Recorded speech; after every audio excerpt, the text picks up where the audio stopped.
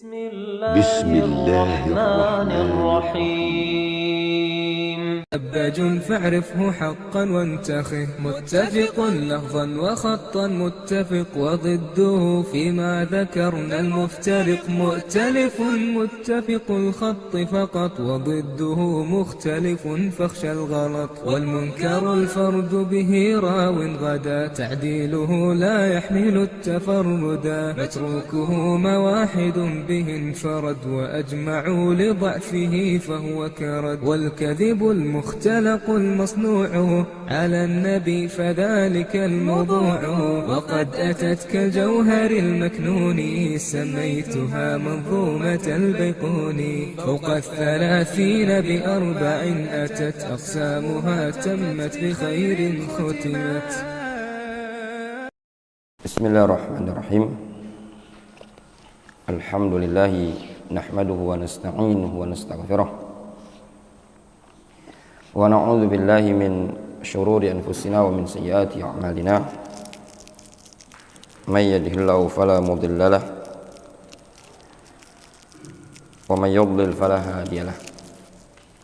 أشهد أن لا إله إلا الله وحده لا شريك له، وأشهد أن محمدا عبده ورسوله صلى الله عليه وعلى آله وأصحابه أجمعين. أما بعد. Kita lanjutkan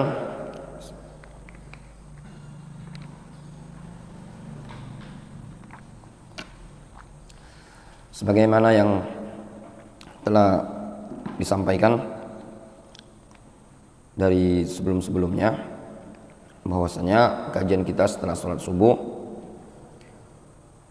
pelajaran yang biasa dikaji untuk di off-kan dulu, tawakuf dulu. Namun kita akan mengkaji dua kitab. Yang pertama Syarah Kun Salafiyan Alal Jadah, kemudian yang kedua Syarah Masail Al-Jahiliyah. Kemarin atau pertemuan sebelumnya kita telah mengambil faedah membaca keterangan yang disebutkan oleh penulis buku ini berkaitan dengan syurutul jihad, syarat jihad. Jihad terbagi menjadi dua. Yang pertama jihadun am, yang kedua jihad yang khusus. Adapun jihad yang umum adalah setiap amalan dalam rangka membela, menolong agama Islam. Yang kedua jihad yang khusus, yaitu memerangi orang-orang kafir. Nah, untuk jihad yang khusus ini ada syarat. Yang pertama syarat berkaitan dengan si mujahidnya. Yang kedua syarat berkaitan dengan al-muqatal, orang yang diperangi dari kalangan orang-orang kufar. Kemudian kita baca keterangan Syekh Abdus Salam As-Suhaimi pada halaman 28. Beliau mengatakan,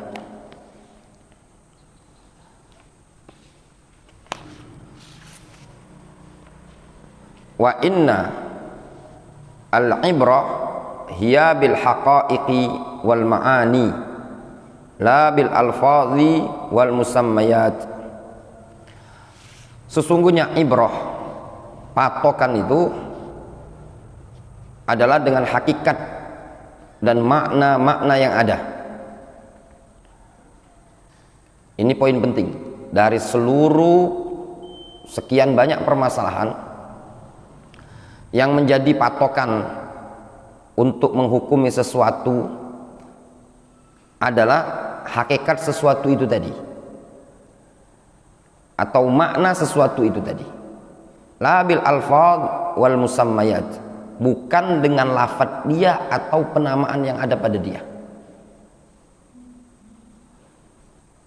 Di sana ada orang-orang yang mengklaim, yang mengaku dia berada di atas manhaj ahli sunnati wal jamaah, yang disebut dengan istilah jamaah salafiyah. Ya, katanya mereka ini adalah jamaah salafiyah. Tapi ternyatanya mereka adalah takfiri, teroris, khawarij kan. Sehingga pengklaiman, pengakuan mereka bahwasanya mereka adalah jamaah salafiyah tidak bisa diterima. Kenapa? Dikarenakan yang menjadikan patokan kita dalam menghukumi sesuatu itu al-haqaiq wal ma'ani, hakikat dan makna yang diinginkan, bukan lafaz dan penamaan. Difahami? Memungkinkan seseorang itu bernama dengan partai salafiyah, misalkan buat partai namanya partai salafiyah, tapi hakikat pada partai ini tadi adalah pemikiran Ikhwanul Muslimin. Alhamdulillah. Sehingga yang menjadikan patokan adalah hakikat suatu kelompok, bukan nama yang ada di kelompok tadi. Di sini disebutkan, lau anna insanan sama amalan min a'malihi jihadan hal tasihhu lahu tasmiyah. Kalau seandainya ada seseorang yang menamai aktivitas dia tadi, amalan dia termasuk amalan jihad, hal tasihhu lahu tasmiyah, apakah sah penamaan untuk dia ini tadi? Jawabannya ma tasihhu, tidak sah, melainkan idza kanat muwafaqatan lima fi syara', kecuali kalau cocok syariat. Walidzalika tajidul khawarij qatalus sahabah, oleh karena itu engkau akan mendapat khawarij dia memerangi sahabat. Wa sammau dzalika jihadan, mereka menamai tindakan mereka memerangi sahabat tadi disebut dengan istilah jihad. Jelas? Wa hal sahat lahum tasmiyah abadan, apakah sah penamaan mereka disebut dengan salafiyah, jihad? Ya selama-lamanya tidak akan bisa dikatakan jihad atau salafiyah.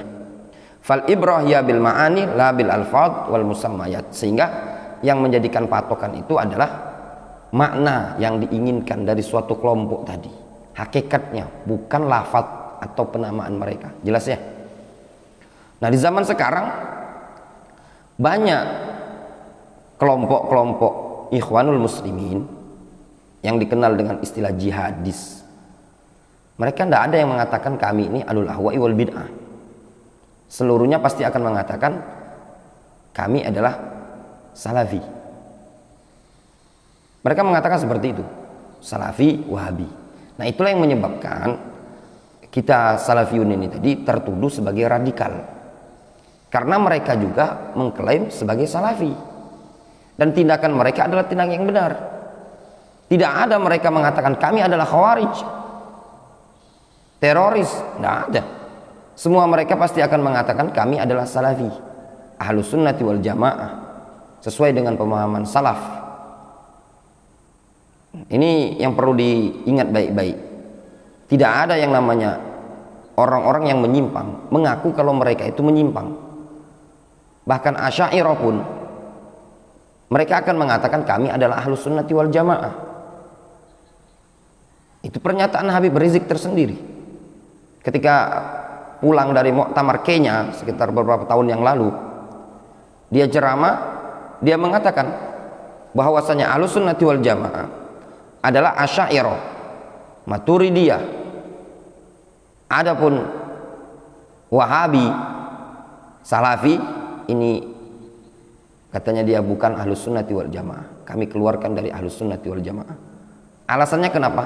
Dikarenakan mereka Salafi Wahabi ini tadi menjasadkan Allah Subhanahu wa taala, mentajsim. Kenapa? Dikarenakan menetapkan sifat-sifat Allah Subhanahu wa taala yang sama seperti sifat makhluk. Jelas ya? Nah, kalau antum memandang dari sisi hakikat kelompok ini tadi, bukan hakikat nama yang ada pada mereka, maka antum akan tahu, bisa menghukumi ini ahlus sunnah salafiyun ataukah bukan. Contoh misalkan, ada misalkan kita ini buat sebuah komunitas, ya, komunitas perkumpulan, di situ nyampur, ada yang Ikhwanul Muslimin, ada Jamaah Tabligh, ada segala macam. Antum komunitasnya dikenal dengan komunitas dakwah lah.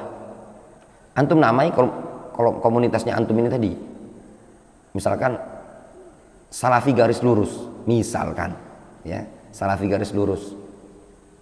Di situ ada nyampur misalkan Ikhwanul Muslimin, Jamaah Tabligh, Sufiyah, Asy'ariyah, dan ikhwan-ikhwan kita Salafiyin. Terus ada kegiatan di sana. Ya, mungkin misalkan kegiatannya misalkan touring misalkan, atau mungkin kegiatannya diantaranya membantu orang yang tertimpa musibah di antara kegiatannya, dan di antara kegiatan juga tahlilan, yasinan misalkan. Di antara kegiatannya juga zikir bersama. Apakah bisa dikatakan ini jamaah salafiyah? Tidak bisa. Walaupun menamai, mungkin kan dikasih nama, misalkan komunitas ikhwah salafi. Difahami? Sehingga yang menjadikan patokan itu bukan nama, tapi hakikat yang ada. Adapun penamaan itu cuma sekedar litarif, untuk mengetahui. Misalkan ini yayasan A, yayasan B, pengajian A, pengajian B, cuma sekedar untuk mengetahui. Namun yang menjadikan patokan dia kesalafiannya adalah hakikat. Lidah, oleh karena inilah yajibu at-tanabbuh, wajib untuk tanabbuh, untuk peka, sadar, lil khalat wa tadlil al-mawjud fis saha al-islamiyah al-yaum, terhadap al-khalat, pencampuran dan penyesatan yang ada di lapangan Islam hari-hari ini. Wajibul amal ala tasfiyatil Islam mimma ulsiqa bihi, dan wajib beramal untuk membersihkan agama Islam. Wajib melakukan tindakan al-amal, ya, melakukan tindakan yang membersihkan agama Islam mimma ulsiqa bihi, dari perkara-perkara yang disematkan, ditempelkan dalam agama Islam ini tadi. Mimma laisa minhu, dari perkara-perkara yang bukan bagian dari agama Islam. Nah, ini juga ya ikhwan, di sini yang sebenarnya kita ini harus lapang. Kita tidak ada mengklaim, ya, pada diri kita sendiri itu sebagai orang yang murni salafiyahnya. Yang ada itu kita berupaya untuk saddidu wa qaribu, kata Rasul. Berupayalah untuk mendekat, lurus dan mendekat. Rasul mengatakan saddidu, luruslah kalian, wa qaribu, dan berupaya untuk lurus. Namanya kita ini sama-sama belajar. Sehingga kalau seandainya didapati pada kita ada sesuatu yang perlu diluruskan, maka prinsip seorang muslim, seorang yang ingin menjadi salafi alal jada, maka berupaya lapang dada. Jika seandainya pada dia ini tadi ada perkara yang perlu diluruskan oleh saudaranya, maka dilihat. Apabila saudara kita ini meluruskan kita, mengatakan kepada kita metode seperti ini bukan metode manhajus salaf atau mazhabus salaf, muslim yang baik yang berupaya untuk mendekat kepada salafiyah, dia lihat dulu apa hujah alasannya. Kalau ternyata hujah dan alasannya tadi adalah hak, namun ternyata dia memiliki hujah dan alasan lain dengan tindakan yang dia lakukan, maka dalam hal ini tadi berlapang dada. Yang di sana tidak bisa mengilzam, dan kita juga tetap pertahankan dengan argumentasi yang kita miliki, apa yang kita berada di atasnya. Mungkin hujah tindakan yang kita kerjakan itu hujahnya belum sampai kepada saudara kita yang mengkritisi kita tadi. Bukan dengan cara kita kuar-kuar tidak terima ketika dikritiki. Ini bukan sosok yang ilmiah. Dikarenakan agama ini luas. Bisa jadi tindakan yang kita kerjakan ini tadi, kitanya sendiri yang belum sampai ke sana pemahamannya tadi, sehingga mereka yang memberikan pengkritikan berupaya untuk meluruskan itu sudut pandangnya lebih luas. Nah, di sini yang perlu seorang muslim di zaman sekarang, khususnya ikhwan-ikhwan kita, berupaya untuk saddidu wa qaribu. Namun sebagian orang terkadang ketika diluruskan, dia menganggap seakan-akan tindakan orang meluruskan, atau dengan bahasa sekarang ini mengkritik, atau dengan bahasa lain yang dikenal dengan istilah tahdzir, seakan-akan sesuatu yang buruk sehingga layak untuk ditolak. Enggak. Perlu untuk pahami baik-baik. Dan itu juga yang ana bisa jadikan lapang dada. Seseorang yang mengkritik kita tidak lepas yang pertama, dia mengkritik dikarenakan ingin tasfiyatul Islam. Difahami? Tasfiyatul dakwah, membersihkan dakwah. Bisa jadi dia memandang apa yang ada pada kita sebagaimana yang disebutkan oleh Syekh, ala tasfiyatil Islam mimma ulsiqa bihi. Dia mengamalkan tindakan untuk membersihkan Islam dari perkara yang nempel. Karena kita bernisbat kepada Ahlus Sunnati wal Jamaah, bernisbat kepada Salafi, dan di sana ada yang bernisbat kepada Salafi juga, sehingga dia memandang tindakan kita ini menyelisih dakwah Salafiyah, menyelisih manhajus salaf, versinya dia. Difahami? Nah, ketika antum memandang ada yang mengkritik antum dengan mengatakan ini tindakan menyelisih dakwah Salafiyah,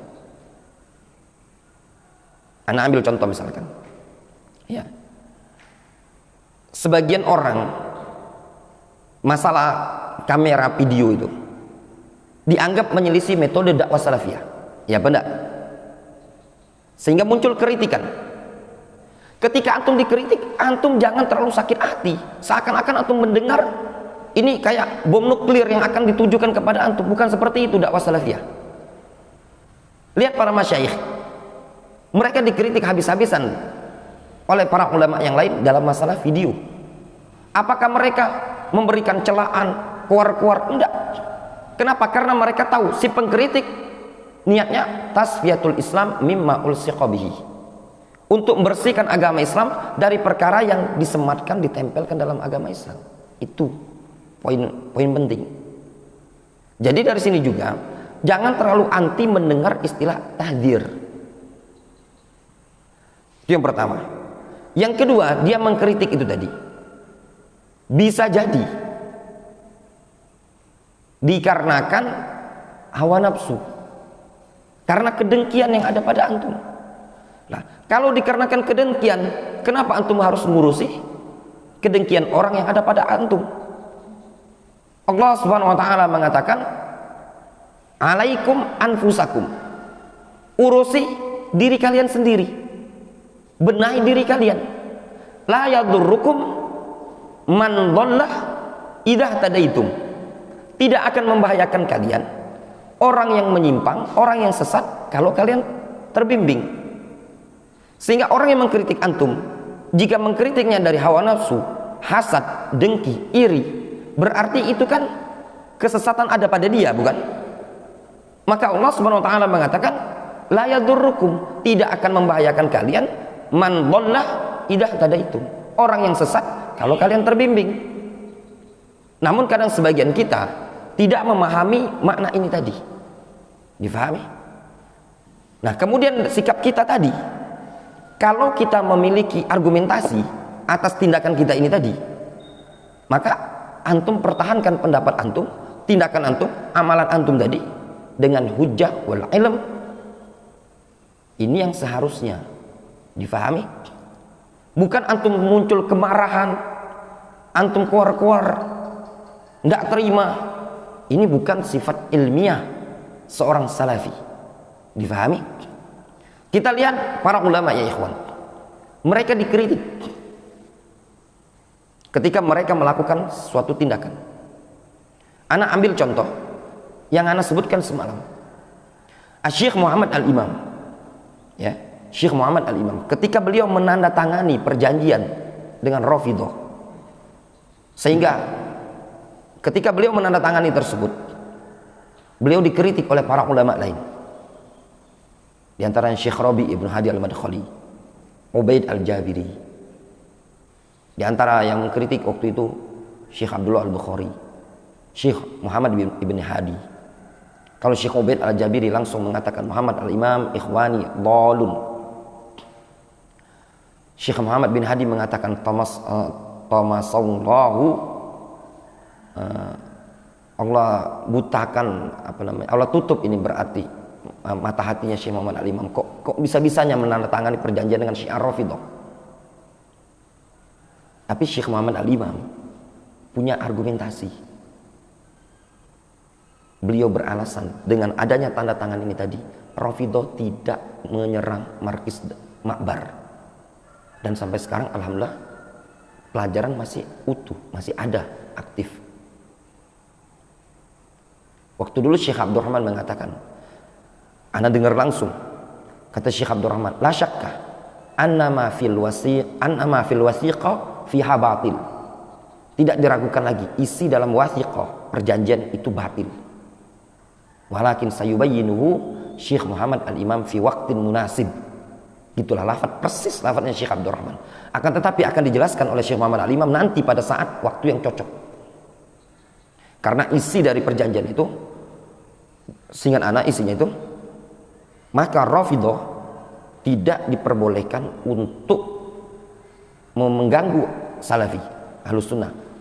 Berlaku pada seluruh markiz yang di bawah naungan Darul Hadis Ma'bar. Itu ditandatangani setelah hancurnya Dammaj. Nah, yang di bawah naungan Ma'bar itu meliputi seluruhnya. Di Damar, di Fiyush, Mafraq Hubeish, dan seluruhnya di Syihr, Hadramaut dan yang lainnya. Dan alhamdulillah ya sampai sekarang markiz Ahlus Sunnah itu masih utuh. Sehingga menimbulkan pro dan kontra di kalangan para ulama. Sampai muncul ucapan ketika Syekh Abdurrahman menyampaikan seperti itu tadi, muncul ucapan bahwasanya Syekh Abdurrahman mughaffal, la yaslu litadris. Ini orang yang lalai, tidak layak untuk mengajar. Siapa yang mengatakan seperti ini adalah Syekh Ubaid Al-Jabiri. Yang anak ambil pelajaran dari Yaman, dari masyayikh, tidak ada seorang pun yang mereka mengkritisi Syekh Ubaid Al-Jabiri, Syekh Rabi Al-Madkhali. Ketika ada orang ingin membantah, memberikan klarifikasi, kata Syekh Muhammad Al-Imam, haula abauna, mereka adalah bapak-bapak kita dalam dakwah. Haula masyayikhuna. Berbeda dengan kita. Ketika kita dikritisi, apa yang ada pada kita tidak terima. Difahami? Tapi Syekh Muhammad Al-Imam sampai sekarang beliau tetap berprinsip seperti ini. Sampai-sampai beliau ke Saudi Arabia, beliau bertanya sama Syekh Wasiullah Abbas, bertanya sama Syekh Abdul Muhsin Al-Abbad. Ketika itu Syekh Abdurrahman berangkat ke Madinah, bertanya kepada Syekh Abdul Muhsin Al-Abbad tentang kondisi Yaman. Kata Syekh Abdul Muhsin, antum ahlul Yaman lebih mengerti dengan negara kalian dibandingkan kami di Saudi Arabia. Sebagian masyayikh seperti Syekh Wasiullah Abbas, ini orang-orang tua, mengatakan kalian lebih mengerti dengan kondisi yang ada di negeri kalian, sehingga muncul pembelaan yang memberikan uzur seperti Syekh Saleh Suhaimi, Syekh Abdul Muhsin Al-Abbad, Wasiullah Abbas, Syekh Muhammad bin Hadi yang tadi agak keras di awal-awal, kemudian beliau di akhir-akhir beliau tidak sekeras kondisi yang ada, karena setelah memandang melihat tidak berhentinya perperangan di Yaman ini tadi menunjukkan betul-betul kuat Rafidhah yang ada di negara Yaman. Saudi Arabia memberikan bantuan yang dikenal dengan perang Asifatul Hazm. Asifatul Hazm itu pasukan atau jihad yang dibantukan Saudi untuk membela Yaman. Itu pun nyatanya sampai sekarang tidak bisa mengelarkan permasalahan. Beberapa bulan yang lalu kita dengar markisnya Syekh Yahya Al-Hajuri di Jauba yang ada di Ma'rib itu dibombardir. Bahkan ada beberapa rumah masyaikh itu hancur. Nah, itu kondisi yang ada di Yaman. Yang aman itu wilayah selatan, Aden, Dolik, Taiz, dan yang lainnya. Wilayah utara itu dikuasai Syiah Rafidhah untuk sekarang ini tadi. Dan di beberapa titik masih ada pertempuran, masih ada baku tembak. Nah, ketika terjadi perjanjian ini, ketika itu anak di Yaman, jadi anak tahu sejarah. Ya, membuat gaduh lah Yaman ketika itu, karena para ulama pun pro dan kontra. Tapi yang bisa anak ambil pelajaran, Syekh Ubaid sama sekali tidak, atau Syekh Muhammad Al-Imam tidak mengkritisi Syekh Ubaid, tidak mengkritisi Syekh Rabi Al-Madkhali, dan para ulama yang mengkritisi Markiz, Ma'bar atau Fiyush ketika itu. Mereka berlapang dada. Itu kan ra'yu haula, pendapat mereka. Nah, yang seperti ini kadang kita kurang menyadar. Maka prinsip antum ketika antum membangun suatu dakwah, ada yang mengkritisi, antum harus lapang dada saja. Kenapa? Poin pertama, bisa jadi dia yang mengkritis tadi tujuannya ini tadi, dia ingin mengamalkan tindakan tasfiyatul Islam mimma ulsiqa bihi wa mimma laisa minhu, ingin bersihkan agama Islam, membersihkan dakwah salafiyah dari perkara-perkara yang nempel. Difahami? Nah, kalau antum memandang tindakan dia keliru atau salah, antum kan punya hak untuk klarifikasi, bayan, menjelaskan yang hakikat sebenarnya. Bukan antum keluar-keluar merasa tersakiti, terzolimi. Ini bukan akhlak salafi. Difahami? Ana pribadi dalam masalah kamera ini tadi, bukan 1-2 orang yang mengkritisi dari kawan-kawan dulu. Ana cuma bilang sama mereka, coba kita baca lagi, kita buka lagi, kita bandingkan pendapat yang ada. Karena niatnya mereka mengkritis bukan untuk menjatuhkan kita, tapi ingin tasbiyatul Islam. Nah, kalau didapati orang yang mengkritiki antum, ya, para kritikus nukot ini tadi, ternyata bukan niatnya tasbiyatul Islam, ya itu kan urusan dia. Sebagaimana ayat yang kita sebutkan tadi, la yadurrukum man dhalla idah tadaitum. Difahami? Jelas? Contoh yang lain yang misalkan masuk dalam tindakan gaduh dan rami dalam masalah dakwah salafiyah. Sebagian orang menganggap ketika kita berdakwah, kita membuat yayasan. Yayasan itu sesuatu yang hizbiyah. Sehingga muncul buku Al-Harakah Bila Barokah. Jum'iyah Harakah Bila Barokah. Karya orang Indonesia ini. Ya. Yayasan itu jum'iyah, pergerakan yang tidak diberkahi. Berdasarkan ilmu yang ada pada mereka, berdasarkan fatwa ulama yang ada pada mereka. Ya antum tidak usah petatang-peteteng, sakit hati lah, merasa dongkol lah. Kalau antum merasa yayasan ini adalah perkara yang boleh, tergantung kegunaan kemanfaatannya. Kalau digunakan positif itu boleh, digunakan negatif itu tidak boleh. Antum buat bantahan. Bukan antum kor-kor merasa terdongkoli, sakit hati, bukan.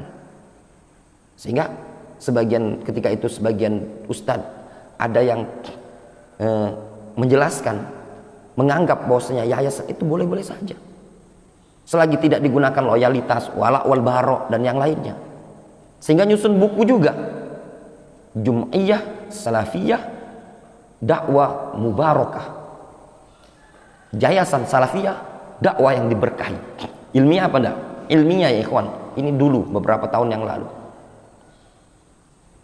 Muncul lagi pada waktu beberapa tahun yang lalu kritikan habis-habis bahwasannya kotak infak yang ditaruh itu, kotak infak itu dulu kan belum ada kamera-kamera HP ini ya. Ya memang ada sih, ada beberapa kotak infak. Cuman kadang di pondok-pondok pesantren. Cuman pondok pesantren itu tidak dikelilingkan Jumat, ditaruh kayak seperti ini. Nah, zaman dulu itu masih HP-nya itu HP yang lama itu, Cak Nokia yang ada putu itu kan. Nah,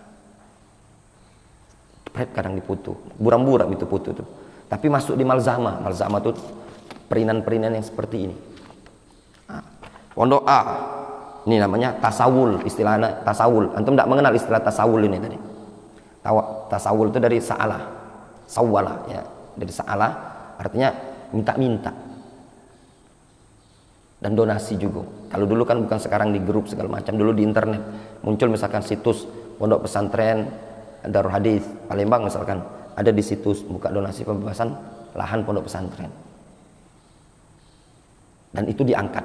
Ini dianggap sebagai dakwah hizbiyah. Ya.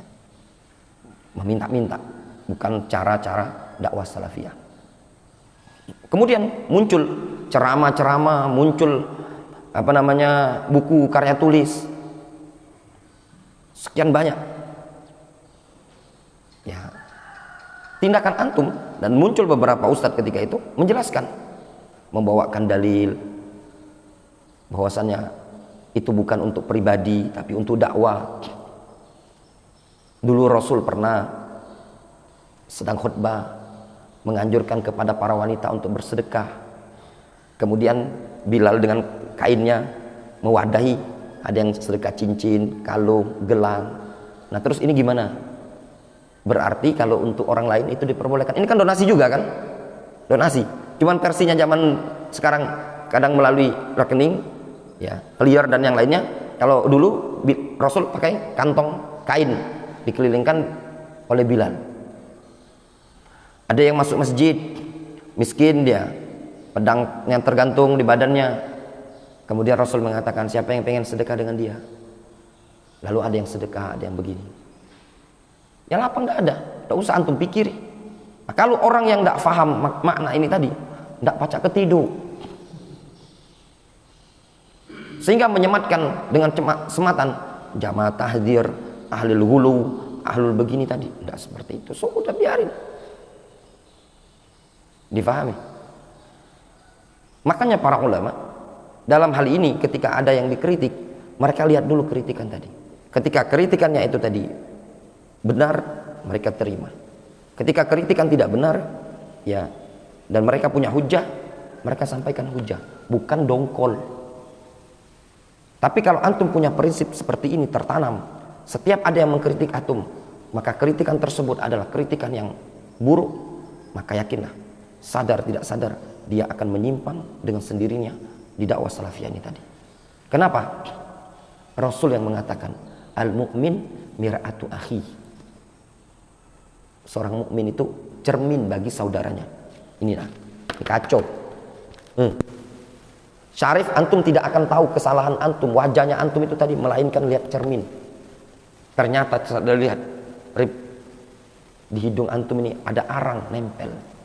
Melalui apa? Cermin. Rasul mengatakan mukmin mir'atu akhi. Seorang mukmin itu cermin bagi saudaranya. Sehingga dengan antum melihat kepada saudaranya antum yang mengkritik antum, maka antum akan tahu kalau antum ini ada kekeliruan. Difahami? Oh salah. Difahami? Nah kalau antum seperti ini, maka insya Allah antum di jalan agama Islam ini tadi akan lurus sampai wafat. Tapi kalau setiap orang mengkritiki, antum tolak, antum tidak serak, dah, seperti ini bukan akhlak yang baik. Itu sadar atau tidak, dia sudah mengkultuskan dirinya pribadi, bahwasanya dirinya tidak mungkin salah. Nah, ini pahami baik-baik. Yang namanya kita berdakwah di akhir zaman ini ya ikhwan, kita ini dakwah di akhir zaman ya, buat sekolah di akhir zaman, belajar di akhir zaman, bukan di zaman Nabi. Ya, memungkinkan kita ini melakukan sesuatu yang mungkin keliru dari manhajus salaf. Karena saking jauhnya kita dari manhaj sahabat. Masa kita ini jauh. Kita masih baru berupaya saddidu wa qaribu. Apalagi kalau kita di Indonesia ini bukan para ulama, para penuntut ilmu, ustadz-ustadz, dai-dai yang mungkin keilmuan kita jauh, sehingga memungkinkan saja ada kritikan dari yang lain. Difahami baik-baik ya. Kemudian kata Syekh Abdul Salam,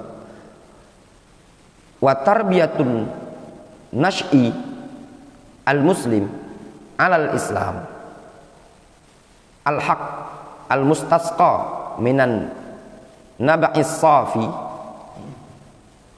kitab Allah wa sunnatu rasulih sallallahu alaihi wasallam wifqa fahmi salafil ummah wa dhud an hadzal din.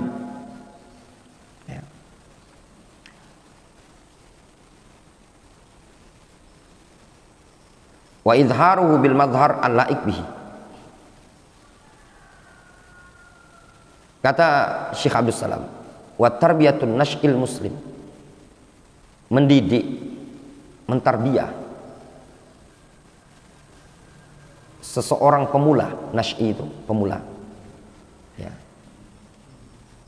lagi muslim di atas Islam al-haq, Islam yang benar, al-mustasqa, yang bersumber dari an-naba'is safi,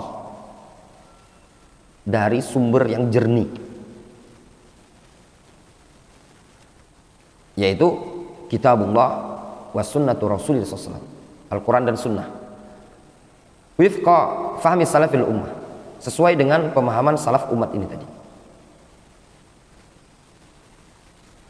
Wa zaud an hadzal din, dan mencocoki agama ini. Itu disebutkan di ta'liq ya. Disebutkan di ta'liq ada ai al-muwafiq bis sunnah ya.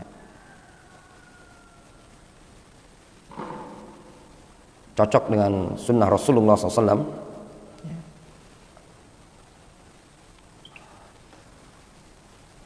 Wa izharu bil madhar al-laik bihi, serta menampakkannya dengan penampilan yang layak dengannya. Difahami? Jadi kewajiban kita adalah mendidik, mentarbiyah para pemula, anak-anak, remaja di atas agama Islam yang benar, yang diambil dari Al-Quran dan Sunnah, sesuai dengan pemahaman salaf ummah. Ini poin yang terpenting. Karena berapa banyak orang dalam mentarbiyah, dia cuman mentarbiyah di atas Al-Quran dan Sunnah, tapi lupa ala fahmi salafil ummah, sehingga muncullah Khawarij, muncullah Asy'ariyah. Mereka juga kan pakai dalil. Makanya kalau kita ingat kemarin pembahasan Al-Hamawiyah, Talkhis Hamawiyah, itu kan Syekh Ibnu Utsaimin menekankan untuk kembali kepada salaf. Karena Asy'ariyah wal Mu'tazilah juga berdalil dengan Al-Quran dan Sunnah, ya benar. Cuman versi mereka. Yang membedakan kita Ahlus Sunnah, kita berdalil dengan Al-Quran dan Sunnah dalam masalah asma wa sifat, itu versinya para sahabat. Bukankah mereka Asy'ariyah yang meniadakan sifat juga punya argumentasi dengan alasan kalau menetapkan sifat itu sama dengan mengatakan Allah Subhanahu wa taala serupa dengan makhluk. Iya kan? Karena Allah Subhanahu wa taala mengatakan laisa kamitslihi syai'un. Tidak ada yang sama dengan Allah Subhanahu wa taala. Sehingga mereka punya prinsip apa? Tanzih. Mensucikan Allah Subhanahu wa taala dari at-tamtsil dan tashbih. Punya argumentasi? Punya. Apa? Ayatnya laisa kamitslihi syai'un wa huwas samiul basir. Kemudian juga kita ada upaya dalam mentarbiyah wazaud an hadzal din. Upaya untuk membela agama ini tadi. Nah, al-muwafiq lis sunnah, membela agama yang sesuai dengan sunnah. Jadi ada upaya ad-difa, bela agama yang mencocoki sunnah. Kadang ada orang niatnya bela agama tapi tidak dengan cara yang sesuai sunnah. Sehingga dia niatnya untuk membantah kebid'ahan, tapi memunculkan bid'ah yang baru. Bid'ah itu dibantah dengan sunnah, bukan dibantah dengan bid'ah juga. Ini tidak diperbolehkan. Contoh misalkan, musik haram dalam Islam. Antum membantah musik ini tadi, ya, keharaman musik, sehingga antum memunculkan bid'ah. Misalkan nasyid Islamiyah. Ini antum membantah penyimpangan dengan kebid'ahan. Niat antum ingin memerangi musik haram, dangdut, lagu pop dan yang lainnya. Antum bantah dengan al-anasyid al-islamiyah, katanya mereka. Ini namanya kemungkaran, antum bantah dengan kebid'ahan. Boleh apa enggak? Enggak boleh. Kemudian di sini disebutkan, walaqad mannallahu ala ummati nabiyyin Muhammadin sallallahu alaihi wasallam bi ikmali diniha. Sungguh Allah Subhanahu wa taala telah anugerahkan kepada umat Muhammad ini dengan bentuk atau dalam bentuk penyempurnaan agama umat Muhammad. Wa itmam ni'matihi 'alaiha, dan penyempurnaan nikmat Allah kepada umat ini tadi. Jadi, di antara nikmat anugerah yang Allah limpahkan kepada umat Islam, disempurnakan agamanya, disempurnakan nikmatnya. Waridahu anha bil Islam, dan keridhaan Allah terhadap agama Islam. Alladzi la yaqbalu dinan siwah, yang mana Allah Subhanahu wa taala tidak menerima suatu agama selain agama Islam. Qala Allah Subhanahu wa taala, al-yauma akmaltu lakum dinakum wa atmamtu 'alaikum ni'mati wa raditu lakumul Islam madina. Pada hari ini aku sempurnakan agama ini untuk kalian, aku sempurnakan nikmat-nikmatku kepada kalian, dan aku ridhoi Islam ini sebagai agama kalian. Di situ disebutkan di ta'liq, ya, ma fil kitabi wa sunnah kafin li hadzal din. Apa yang ada dalam Al-Quran dan Sunnah itu sudah cukup untuk agama ini. Faman za'ama bi anna nas bihajatin fi aqaidihim wa fi muamalatihim wa fi ahkamihim ila ulumin ukhra wa yuril kitabi wa sunnah ka ilmil kalam yakunu hadza minal mubtilin wa minal mukhalifin li syar'illahi azza wajalla. Maka barang siapa yang za'ama, menganggap, mengklaim, bi anna nas bihajatin fi aqaidihim wa fi muamalatihim, bahwasanya umat manusia itu sangat butuh dalam akidah, muamalah, dalam hukum-hukum mereka kepada ilmu yang lain selain Al-Quran dan Sunnah, seperti ilmu kalam, maka dia termasuk minal mubatilin, termasuk ahlul batil, wa minal mukhalifina li syar'illah, termasuk orang yang menyelisih syariat Allah Subhanahu wa taala. Fal Islam kamulah, Islam itu sudah sempurna. Qabla ayyan taqilan Nabi sallallahu alaihi wasallam ila rafiqil a'la, sebelum Rasul pindah kepada ar-rafiqul a'la. Ar-rafiqul a'la ini ada khilaf di kalangan para ulama, apa makna hadis Rasul ketika berdoa Allahumma rafiqul a'la, Allahumma rafiqul a'la. Ada yang mengatakan maksudnya adalah nama dari nama Allah Subhanahu wa taala ar-rafiqul a'la. Namun sebagian para ulama mengatakan yang rajih, yang dimaksudkan ar-rafiqul a'la adalah para malaikat. Ya. Maksudnya meninggal naik ke atas bersama para malaikat. Maksud dari kalam ini tadi, Islam itu sudah sempurna sebelum Nabi SAW meninggal dunia menuju Allah Subhanahu wa taala, dibawa oleh para malaikat arwahnya. Difahami?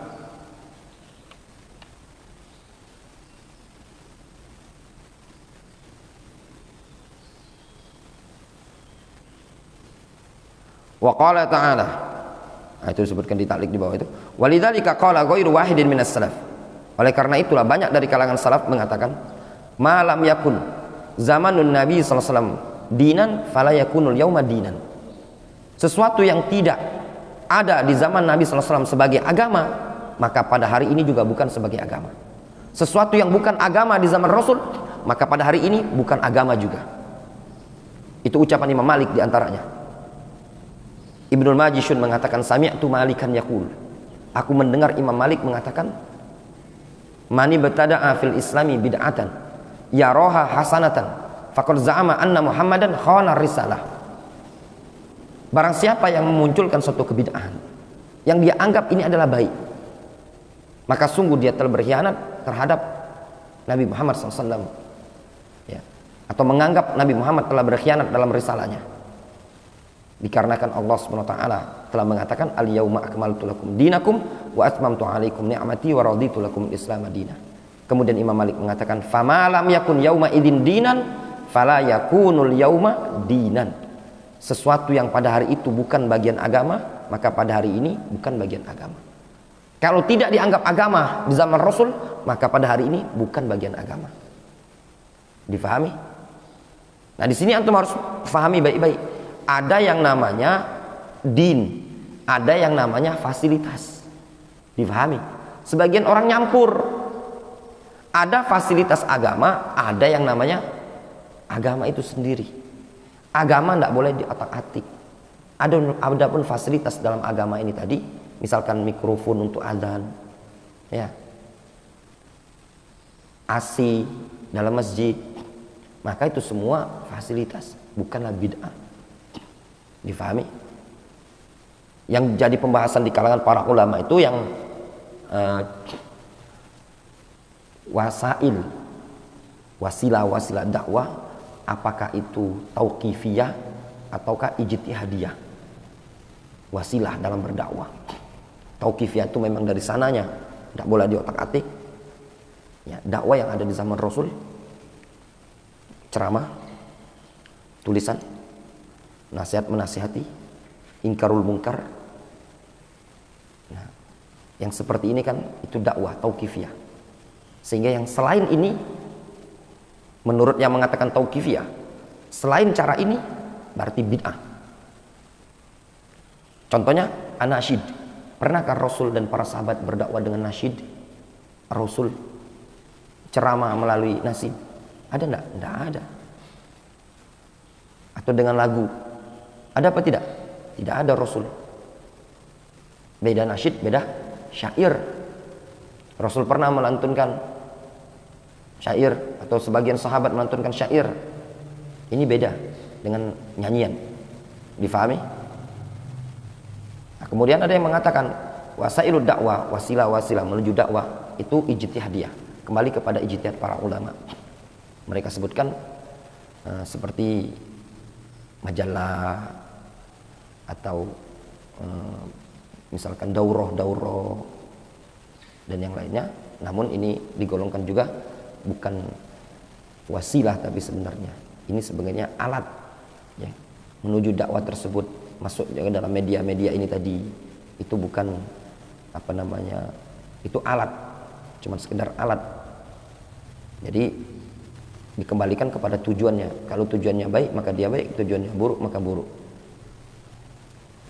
Kemudian di sini disebutkan walidzalika kullu ma yahdutsu minal ibadat laisa min amalin nabiy sallallahu alaihi wasallam au amri au amara bihi au amila bihi sahaba falaysa minal islami fi syai'in.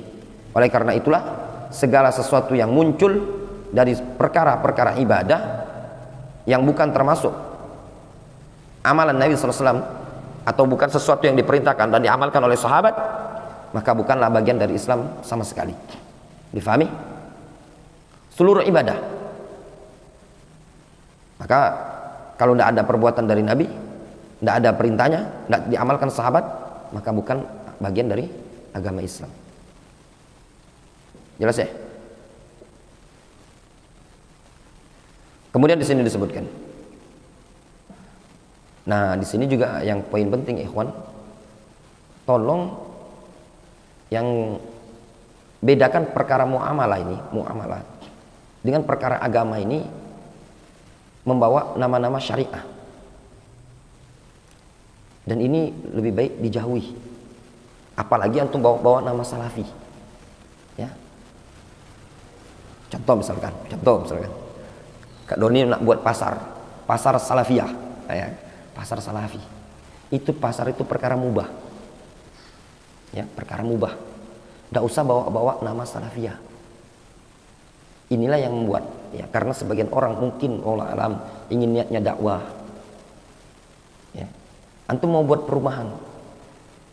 Kalau nama perumahan antum namanya perumahan apa? Komplek sunnah, itu tidak masalah lah.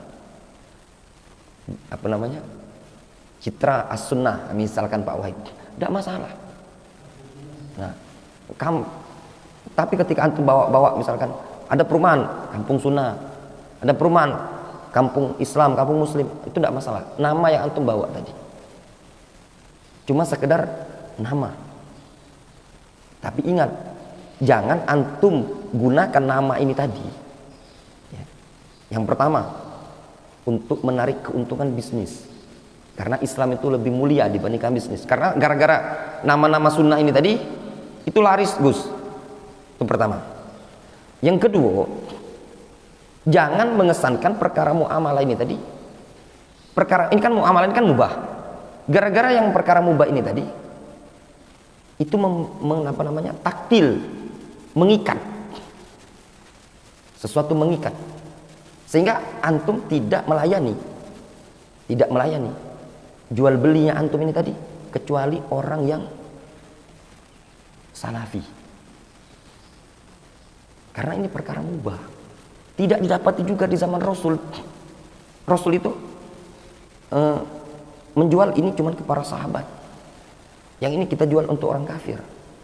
Enggak. Difahami? Kalau antum perkara yang mubah, berarti kepalangan antum ingin membuat namanya dakwah ini Pak Wahid, terbuka untuk umum. Sehingga yang masuk di situ adalah target dakwanya antum. Difahami? Tinggal antum sesuaikan kriteria. Bukan antum punguti salafi. Contoh misalkan antum ingin buat kaplingan, karena ini terjadi di Indonesia ya. Semua buat kaplingan luar biasa, syarat kaplingan itu ketat nian ya, terjadi. Tidak di Palembang, jangan afwan, yang Palembang jangan tersinggung karena di luar Palembang, jauh di ujung Jawa itu tadi syaratnya ketat nih. Anda lihat apa namanya, kalau misalkan nak buka sekolah tuh ada peraturan apa syarat-syarat itu ya. Nah, misalkan antum jual produk ya, ada kan syaratnya ini. Nah, syarat itu ketat luar biasa. Karena kaplingan itu tadi. Tanya sama Pak Romli, itu luar biasa. Sampai ketika itu disodorkan ke hadapan salah seorang masyayikh, kaget. Ada jual beli sampai seperti ini. Nah, antum jangan membatasi terlalu eksklusif seperti ini. Ya sudah. Buat misalkan bisnis yang intinya muamalah ya, yang mubah ya, perkara mubah. Kan niatnya antum membawa label-label Islam ini kan untuk dakwah kan Kak Didier. Nah, ketika untuk dakwah berarti target antum dakwah umum. Difahami? Nah, terus juga gini. Setelah antum amati yang seperti itu ya, juga jangan dengan label sunnah ini tadi menimbulkan polemik. Polemik itu gini, kapan kita menggunakan label sunnah, label salafi ya, ketika lil hajah ya, lil hajah. Contoh misalkan di Yaman itu ada Syiah ya, untuk membedakan antara masjid Syiah sama tempat-tempat masjid Ahlus Sunnah, sehingga ada masjid dikasih nama Masjid As-Sunnah untuk membedakan, namanya lil hajah. Nah, kalau kita yang di Indonesia ini tadi target dakwah kita tuh luas, kaum muslimin, mungkin lebih baik tidak usah bawa-bawa label sunnah tadi, cukup Islam atau lafal-lafal yang umum. Berapa banyak timbul polemik tatkala dengan istilah sunnah. Anda ambil contoh salah satu biro perjalanan umroh, ada yang berlabel dengan umroh sunnah. Sebenarnya boleh baik sih, sebenarnya boleh.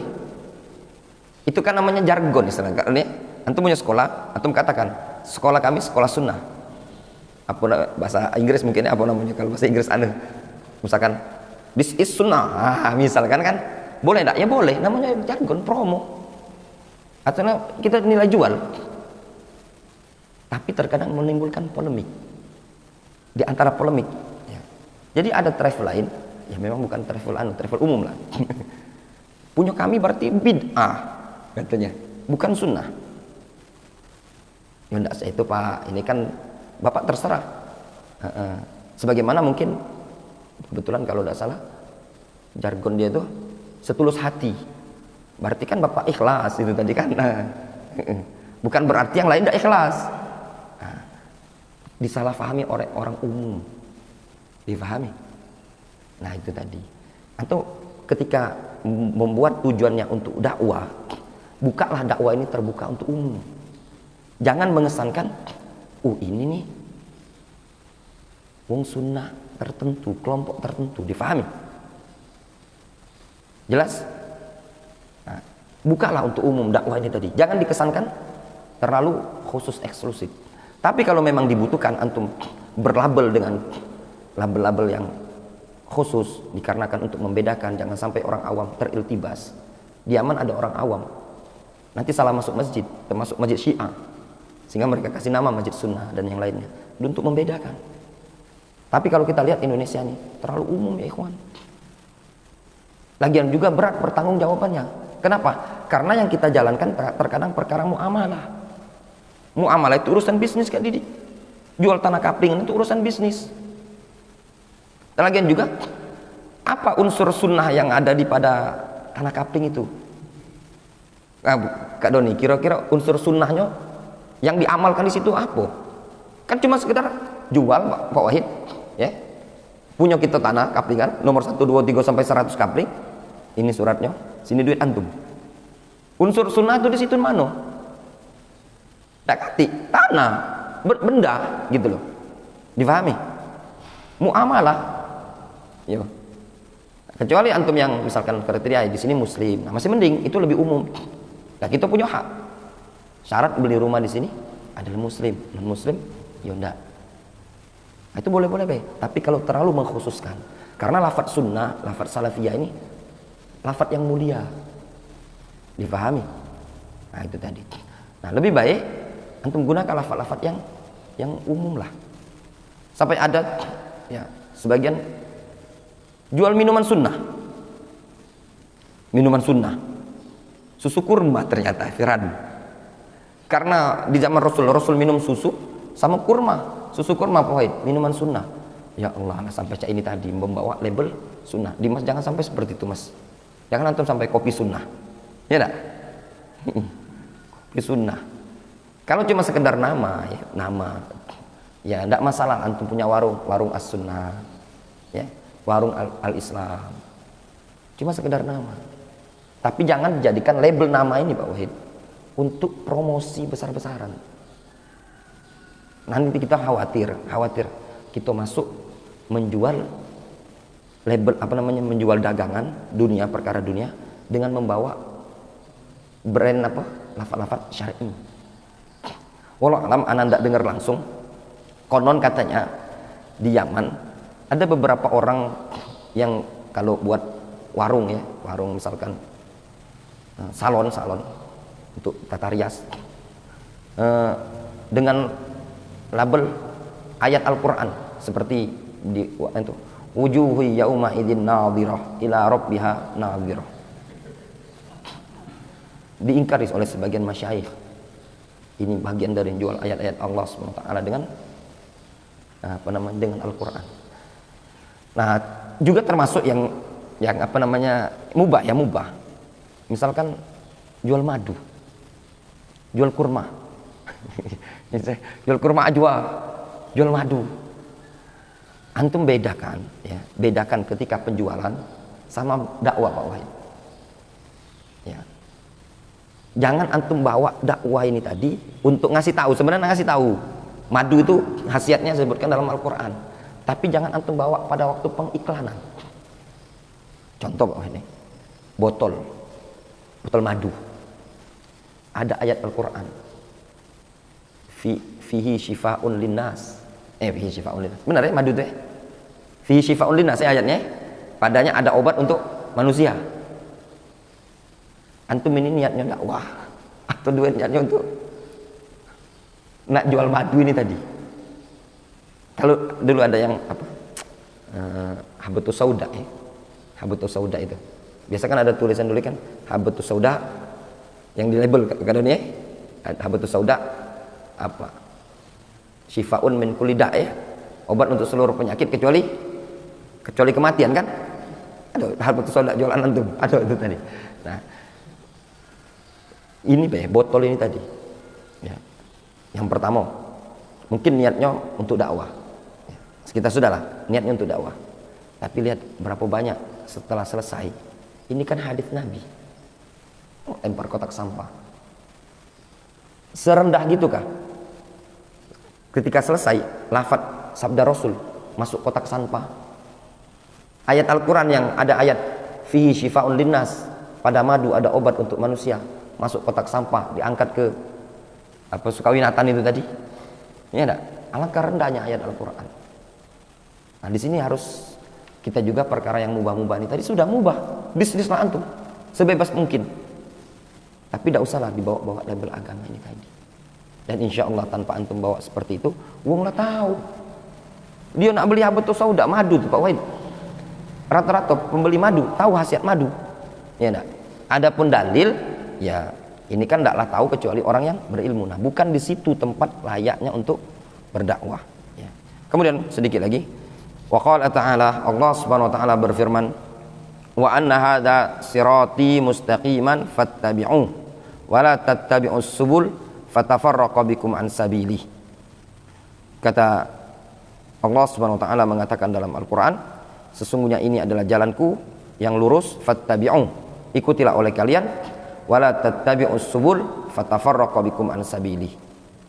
Janganlah kalian mengikuti jalan-jalan yang ada sehingga kalian berpecah belah dari jalan Allah Subhanahu wa taala. Di sini Allah Subhanahu wa taala menyebutkan ikutilah jalanku. Disebutkan jamak atau tunggal. Sirati mustaqiman. Jalan yang lurus. Sirat satu jalan. Kemudian Allah peringatkan jangan ngikuti jalan-jalan. Berarti jalan-jalan penyimpangan itu banyak.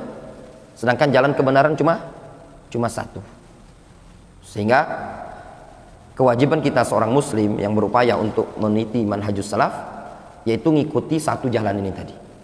Disebutkan di situ di ta'liq, ay anna hadhil ahkam allati ja'at fi kitabillahi wa awdahaha Allahu azza wa jalla hiya tariq al-musil. Maka bahwasanya hukum-hukum ini yang datang di dalam Al-Quran dan dijelaskan oleh Allah Subhanahu wa taala adalah jalan yang bisa menyampaikan. Jadi Al-Quran dan Sunnah, syariat Islam ini jalan yang bisa menyampaikan kepada tujuan. Sirat tidaklah dikatakan sirat kecuali yang pertama luas, kedua masluk, sudah ada yang menempuhnya, kemudian yusil, menyampaikan kepada tujuan. Sirat itu luas, semua orang bisa masuk atau nurut aturan. Yang kedua, sudah ada yang menempuh. Siapa yang menempuhnya? Rasul dan para sahabat, para nabi, para rasul. Yang ketiga, dikatakan sirat sudah maslukan, sudah ada yang menyampaikan kepada tujuan. Kemudian di sini disebutkan bal hiya aqrabut turuq wa aqsarut turuq al-musila ila ridwanillah. Bahkan jalan yang lurus tadi, ya, syariat Islam ini adalah jalan yang paling dekat dan paling pendek yang bisa menyampaikan kepada keridhaan Allah Subhanahu wa taala. Walidza qala Subhanahu wa taala, oleh karena itulah Allah Subhanahu wa taala mengatakan wala tattabi'us subul, janganlah kalian mengikuti jalan-jalan yang ada, ai at-turuq al-mukhalifah li hadzal sirat, yaitu jalan yang menyelisih sirat ini tadi al-mustaqim. Fatafarraqa bikum an sabili, sehingga kalian terpecah belah dari jalan Allah Subhanahu wa taala, fatatasyabu bikumut turuq was subul wa tadilluna an ma'rifati hadzal sirat al-mustaqim, sehingga kalian bercabang-cabang dengan jalan-jalan yang ada tadi, sehingga kalian tersesat dari mengetahui siratul mustaqim. Nah, itu tadi. Kalau ngikuti jalan-jalan yang lain, banyak jalan, antum akan tersesat. Tapi kalau antum mengikuti jalan yang lurus, lambat laun antum akan sampai kepada tujuan, yaitu surganya Allah Subhanahu wa taala. Wallahu ta'ala